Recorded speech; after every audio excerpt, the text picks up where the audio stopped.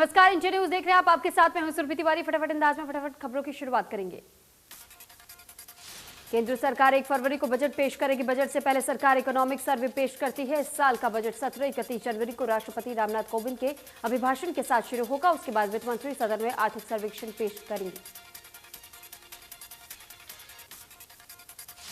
5 राज्यों में होने वाले विधानसभा चुनाव के लिए रैली, रोड शो, जनसभाओं पर जारी प्रतिबंधों को हटाया जाए या फिर नहीं, इस पर चुनाव आयोग एक अहम बैठक आज करेगा।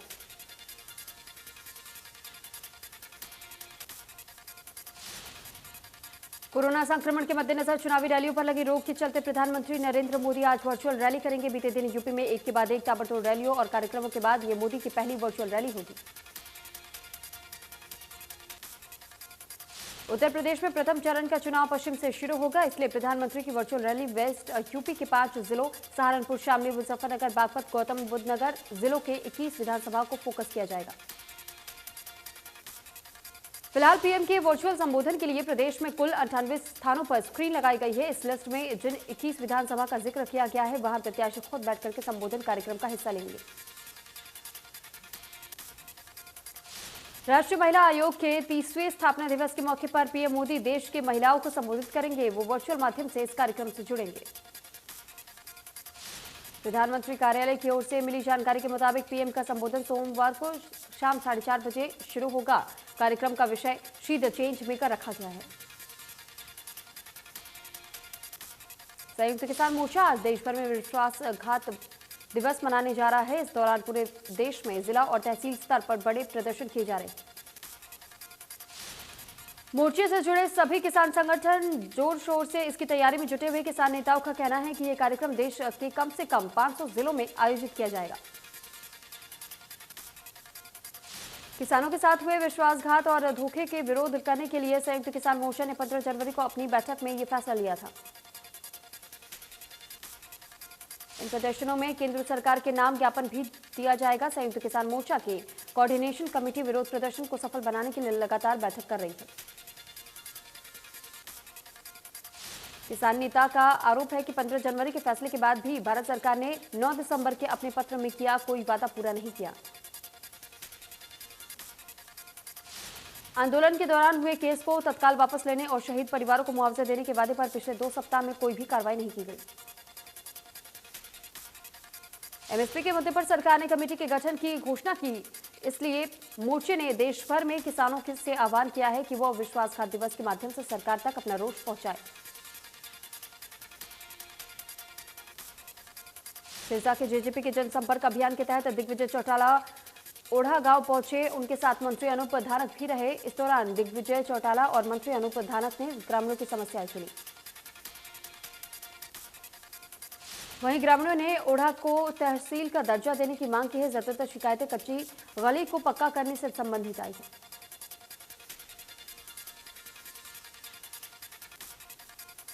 वहीं उन्होंने रेवाड़ी के माजरा में एम्स निर्माण में हो रही देरी पर बीजेपी को आड़े हाथों लेते हुए कहा कि बीजेपी तो एम्स के लिए 2024 के चुनाव का इंतजार कर रही है। विधायक घनश्याम सराफा ने भिवानी में रानी लक्ष्मीबाई पार्क कृष्णा कॉलोनी में करीब 48 लाख रुपए की नई सीवर लाइन सहित करोड़ों रुपए की योजनाओं का शिलान्यास किया। वहीं उन्होंने कहा है कि शहर के सौंदर्य के लिए शहीदों के नाम से पार्क बनाए जाएंगे। साथ ही उन्होंने ये भी कहा कि सार्वजनिक विकास कार्यों के लिए सरकार के लिए खजाने लबालब है। कैबिनेट मंत्री मूलचंद शर्मा ने बल्लभगढ़ विधानसभा में शहरी और ग्रामीण इलाके में कई विकास कार्यों का शिलान्यास किया। इसके अलावा उन्होंने मियांगवली संस्था द्वारा गरीबों को कंबल वितरण कार्यक्रम में भी पहुंचकर गरीबों को कंबल वितरित किए और संस्था के सामाजिक कार्यों की तारीफ की। कैथल से विधायक लीलाराम ने कांग्रेस के राष्ट्रीय प्रवक्ता रणदीप सुरजेवाला पर तंज कसते हुए कहा कि सुरजेवाला बड़े नेता बन चुके हैं और उनको छोटे मोटे विधानसभा क्षेत्रों से परहेज करना चाहिए। उन्होंने कहा है कि शहर के विकास के लिए मुख्यमंत्री ने 14 करोड़ 87 लाख 47 हजार की 47 विकास परियोजनाओं की अनुमति दी है। शीघ्र ही गलियों और अन्य विकास के कार्य करवाए जाएंगे। उन्होंने ये भी कहा कि अगले 2 महीने में शहर के किसी भी वार्ड में कोई भी सड़क कच्ची नहीं रहेगी। फरवरी के अंत तक शहर की सारी कॉलोनियों को नियमित करवा दिया जाएगा।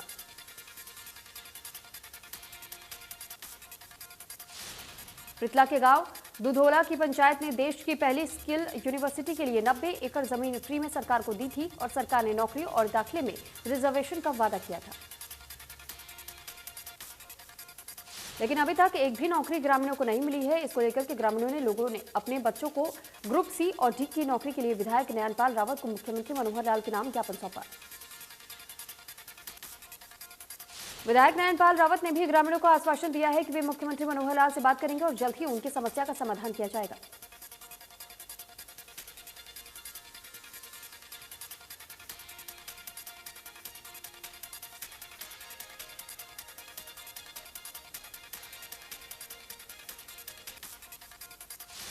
देश में पिछले 24 घंटे में कोरोना के 2,34,000 से ज्यादा नए केस सामने आए हैं।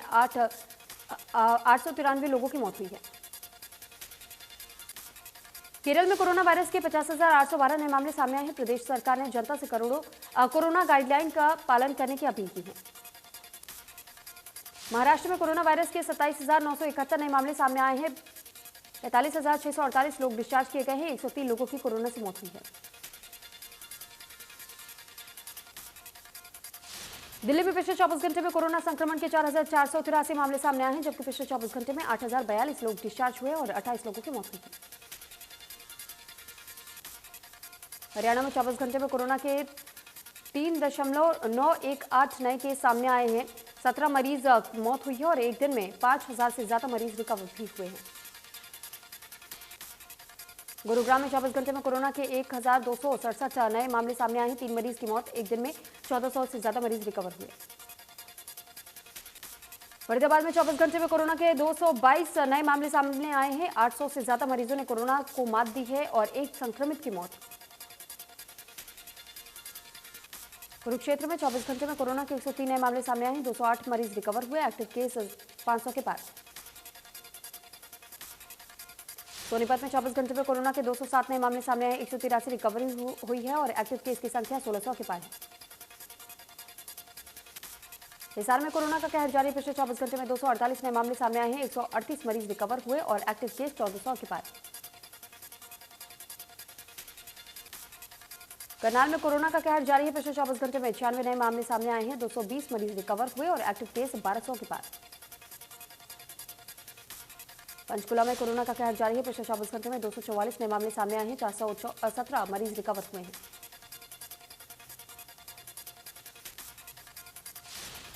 राज्य सरकार ने महामारी अलर्ट सुरक्षित हरियाणा का समय बढ़ा दिया है, जो 10 फरवरी 2022 सुबह 5 बजे तक लागू रहेगा। गुरुग्राम में सिनेमाघर मल्टीप्लेक्स खोल दिए गए हैं। सरकार की तरफ से जारी गाइडलाइन के मुताबिक 50% सीटों की दर्शकों के लिए बुक की जा सकेंगी। वहीं हर शो के बाद पूरे हॉल को सैनिटाइज किया जाएगा। साथ ही टिकट भी पहले की तरह ही मोबाइल पर मिलेगा।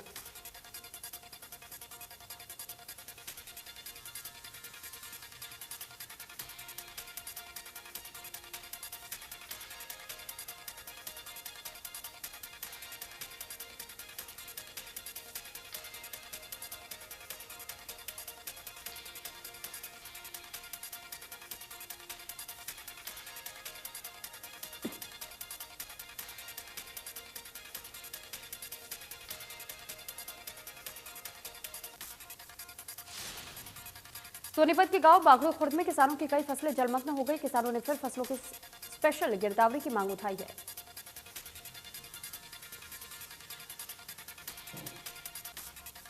गांव में 500 एकड़ से ज्यादा गेहूं की फसल बेमौसमी बारिश की भेंट चढ़ गई है। गांव के पशुओं के सामने चारे की समस्या उत्पन्न हो गई है और इसके लिए गांव के लोग अपने पशु बेच रहे हैं।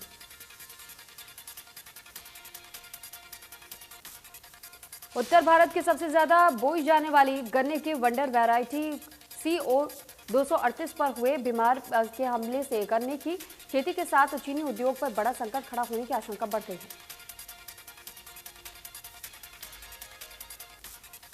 हरियाणा, पंजाब और उत्तर प्रदेश में गन्ने की CO 238 का रकबा 75 से 80% है। अब गन्ने की वैरायटी पर टॉप बोरर बीमारी का हमला खतरनाक स्थिति पर पहुंच चुका है। गन्ने की इस वैरायटी पर हुए बीमारी के हमले से किसान चिंतित है और गन्ने की पैदावार में 60% तक का नुकसान देखा जा रहा है।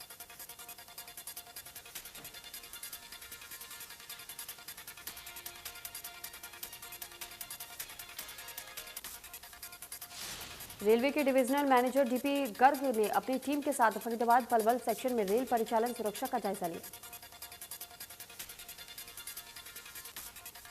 डीआरएम डीपी गर्ग ने कहा है कि हर 2 से 3 महीने बाद सभी स्टेशनों के परिचालन व्यवस्था को चेक किया जाता है और कर्मियों का सुधार किया जाता है।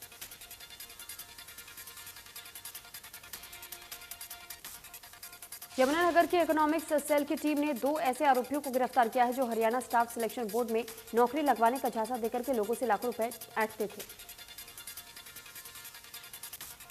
आरोपी के खिलाफ इससे पहले अंबाला में भी नौकरी दिलवाने के एवज में पैसे लेने का मामला दर्ज किया गया है। अब पुलिस ने इन दोनों शातिर ठगों को गिरफ्तार कर कोर्ट में पेश कर जेल भेज दिया है।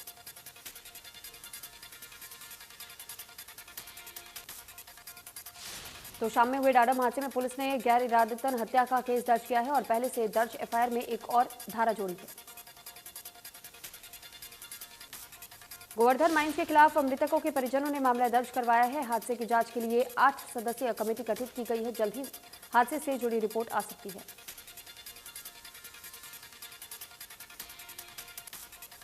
अंबाला छावनी बस अड्डे का हरियाणा रोडवेज के जीएम अश्विनी डोगरा ने निरीक्षण किया। साथ ही हाउसिंग बोर्ड कॉर्पोरेशन के द्वारा किए जा रहे कार्यों का भी निरीक्षण किया गया। वही कामों में जो कमियां मौके पर दिखी उसको ठीक करने के लिए कर्मचारियों को निर्देश भी दिया गया।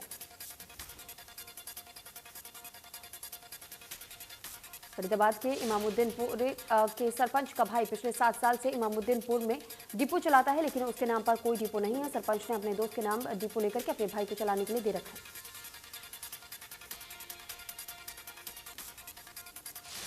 आरोप है कि कोरोना काल में सरपंच के भाई ने न सिर्फ गरीब बीपीएल लोगों के हक का राशन हड़पा, बल्कि मर चुके लोगों के नाम का भी राशन डकार लिया। कई बार लोगों ने पीएम योजना का मुफ्त राशन देने की मांग की, लेकिन वो लोग ये बात कहकर के पल्ला झाड़ लेता था कि सरकार पीछे से राशन ही नहीं भेज रही है।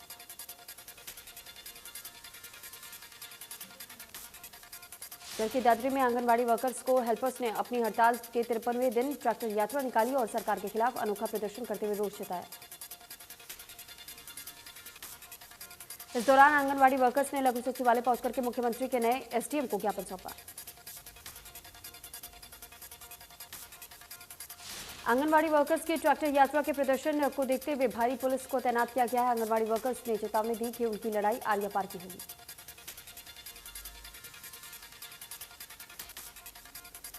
तावड़ू उपमंडल के पढ़ेनी गांव में केएमपी पर तेज रफ्तार वाहन की चपेट में आने की वजह से सड़क पार कर रहा तेंदुआ घायल हो गया।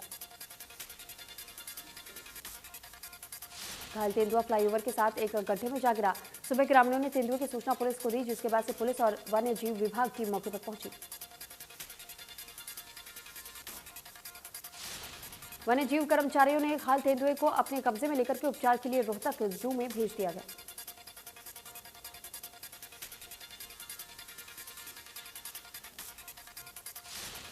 हांसी में भगत सिंह रोड स्थित सिद्धिविनायक ग्राहक सेवा केंद्र से 10 लाख रुपए से भरा बैग चोरी करने के मामले में पुलिस ने आरोपियों की सीसीटीवी फुटेज जारी कर दी है। पुलिस द्वारा जारी की गई नई फुटेज के अनुसार इस घटना के 2 लोगों ने अंजाम दिया था और दोनों आरोपी पूरी प्लानिंग के साथ पैसों से भरा बैग चोरी करके फरार हो गए थे। एक आरोपी ने अपने मुंह को चद्दर से ढक रखा था और दूसरे ने अपने मुंह को शॉल से ढका हुआ था। पुलिस के अनुसार वारदात को अंजाम देने से पहले आरोपी ग्राहक सेवा केंद्र के कस्टमर बनकर के आए थे। फिलहाल एसपी ने शहर के व्यापारियों को आश्वस्त कर दिया है कि जल्द ही आरोपियों को गिरफ्तार कर लिया जाएगा। अब इस घटना में सीसीटीवी फुटेज हाथ लगना भी पुलिस के लिए एक राहत भरी बात है।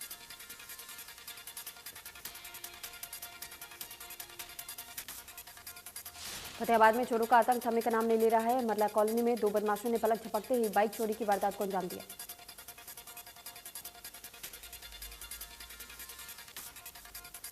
पलवल में होडल की अपराध शाखा पुलिस ने NH-19 पर हरियाणा डपचिक मोड़ पर चेकिंग के दौरान एक गाड़ी से 40 लाख रुपए की कीमत पर 52 किलो गांजा बरामद किया। पुलिस ने मौके पर 3 आरोपियों को भी गिरफ्तार कर लिया। पकड़े गए आरोपी पलवल के रहने वाले हैं और 3 आरोपी छत्तीसगढ़ से गांजा लेकर के आ रहे थे।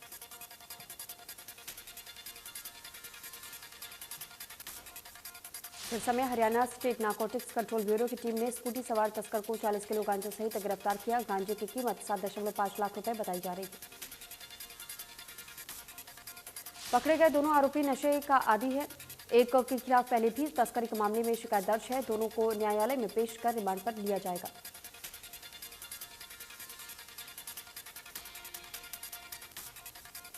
आईएमटी थाना क्षेत्र में मेंटेनेंस और पेंट का कार्य कर रहे 3 लोगों को करंट लगा, जिसमें कि 2 की मौके पर ही मौत हो गई है। तीसरे की हालत गंभीर है। बताया जा रहा है कि 11,000 वोल्ट की लाइन के करीब 2 फुट दूर से ही तीनों को करंट लगा था।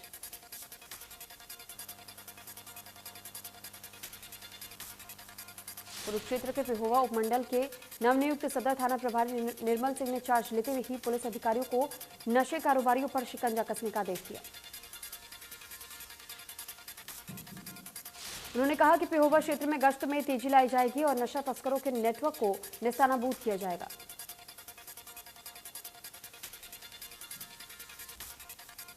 तिवाड़ी की बावल पुलिस को बड़ी कामयाबी मिली है। पुलिस ने सिर्फ 16 घंटे में ही ब्लाइंड मर्डर की गुत्थी सुलझा ली। हत्यारे ने व्यक्ति की दूसरी शादी करवाने का झांसा दिया और बदले में 30,000 रुपए ले लिए थे।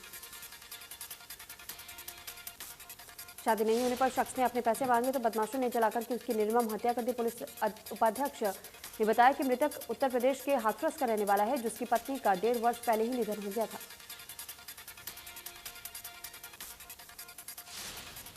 दूसरी शादी करवाने के लिए बदमाश के साथ 40,000 में सौदा तय हुआ था। शादी नहीं होने पर पैसे मांगे तो बदमाश ने जान ले ली।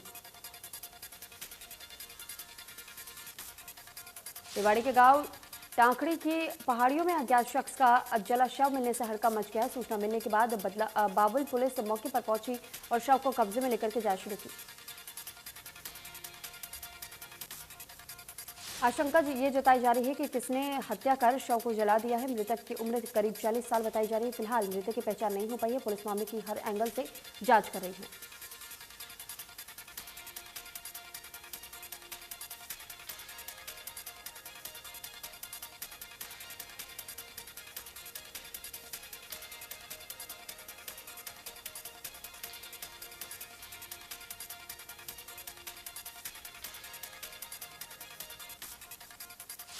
भिवाड़ी जिले में भले ही धुंध की चादर सिमट गई हो, लेकिन पाले ने रबी की फसलों को खराब करना शुरू कर दिया है। सुबह गिरे पाले का सबसे ज्यादा असर सरसों पर होने वाला है।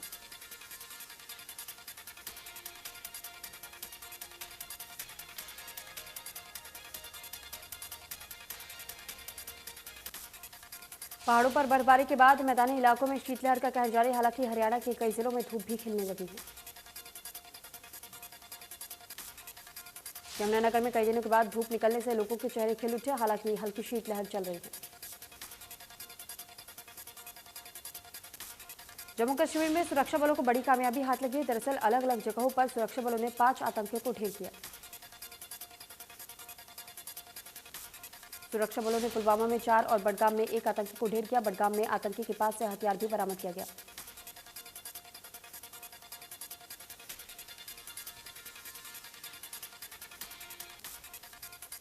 पीएम नरेंद्र मोदी 2 फरवरी को सुबह 11 से 12 बजे के बीच देश भर के बीजेपी कार्यकर्ताओं को वीडियो कॉन्फ्रेंसिंग के जरिए संबोधित करेंगे। पीएम मोदी कार्यकर्ताओं से बजट पर चर्चा करेंगे। उन्हें बजट की बारीकियों को समझाएंगे। देश भर में मौजूद भाजपा कार्यालय में वीडियो कॉन्फ्रेंसिंग के जरिए कार्यकर्ता जुड़ेंगे।